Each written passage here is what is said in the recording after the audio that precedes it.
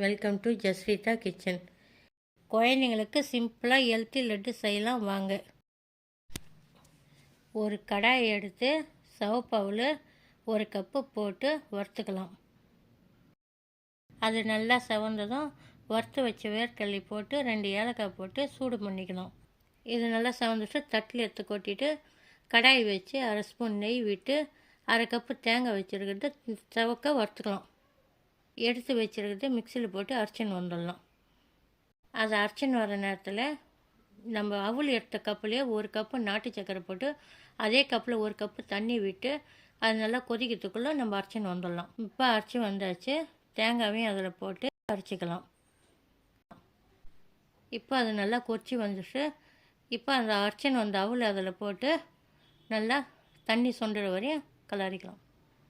இப்போ சுண்டி வந்துச்சு. 1/2 ஸ்பூன் நெய் விட்டு இறக்கிக்கலாம்.